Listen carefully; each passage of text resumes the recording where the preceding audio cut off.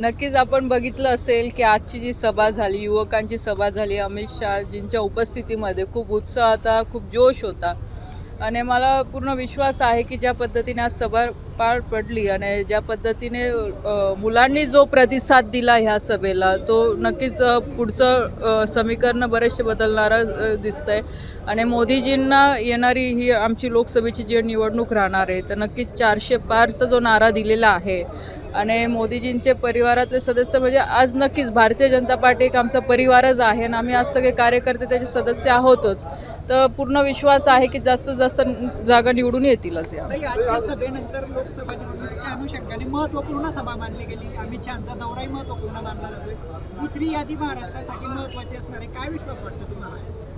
विश्वास म्हणजे आता नक्कीच प्रत्येक जो कोणी उमेदवार आहे किंवा जो इच्छुक आहे त्याला प्रत्येकाला आत्मविश्वास आहे ना. तर शेवटी पक्षश्रेष्ठी ठरवेल आता कोणाचे नाव आहे काही नाही. आता दुसरी यादी लवकरच म्हणजे आता जाहीर होईलच या 8-10 दिवसामध्ये तर झालीच पाहिजे आणि पण नाव कोणाचं पण येऊ पण सगळे भारतीय जनता पार्टीच्या सगळ्या कार्यकर्त्यांचं सगळ्या पदाधिकाऱ्यांचं टार्गेट एवढंच आहे की परत तिसऱ्यांदा आदरणीय मोदीजींना ह्या देशाचं प्रधानमंत्री करायचं आहे आणि त्या अनुषंगाने आज जी सभा झाली किंवा आमचे नेते आदरणीय देवेंद्रजी असतील, गिरीशभाऊ असतील, बावनकुळे साहेब असतील, त्यांनी जे काही आवाहन केलं आहे की आपल्याला आता सगळ्यांना जोराने कामाला लागायचं आहे. युवकांचं मतदान आपल्याला जास्तीत जास्त कसं मिळेल याच्यासाठी आपण सगळ्यांनी प्रयत्न करायचा आहे आणि आज जे तुम्ही बघितलं इथे जो काही माहोल बघितला तर नक्कीच याच्यावरही तुम्हाला चित्रस्पष्ट झालंच असेल.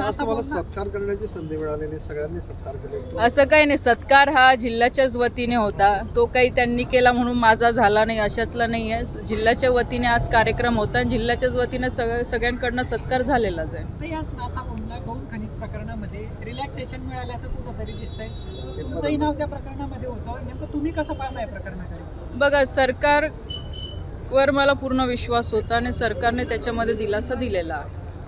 पण नोटीस पण सरकारने इश्यू केलेली होती. नाही ते तुम्हाला माहीत असेल की स्थानिक आमदार चंद्रकांत पाटील यांनी तो आपल्या हाऊसमध्ये जो विषय मांडला होता त्याची चौकशी झाली. आम्ही पण आमचं मत मांडलं आणि सरकारला आमची बाजू योग्य वाटली म्हणून आमच्या बाजूने सरकारने निर्णय दिलेला. न्याय मिळाला असं वाटतं तुम्हाला? नक्कीच आता दिला असा म्हणजे स्टे मिळाला तर न्यायच मिळालेला आहे.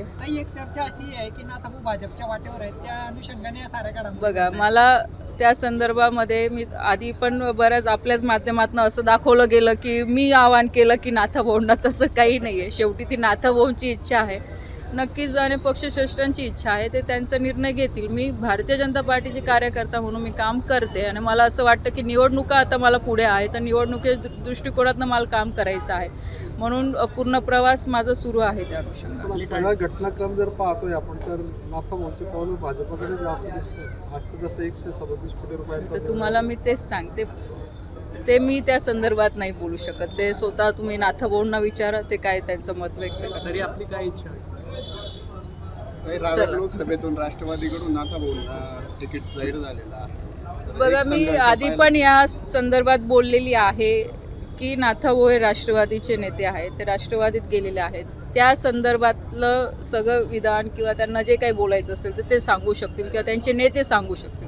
मी आज भारतीय जनता पार्टीची कार्यकर्ता आहे. माझं टार्गेट आहे की उमेदवार जो कोणी असेल मी असेल किंवा अन्य कोणी उमेदवार पार्टी ज्याला संधी देईल त्याला जास्तीत जास्त मताने निवडून आणायचं आहे. हे एक ध्येय आहे आणि परत तिसऱ्यांदा मोदीजींना या देशाचं प्रधानमंत्री करायचं म्हणून समोर कोण आहे काय हा विषय डोक्यात न ठेवता पार्टीकडे फोकस करून पार्टीला कसे जास्त मतदान मिळेल याच्यासाठी माझा पूर्ण प्रयत्न राहील.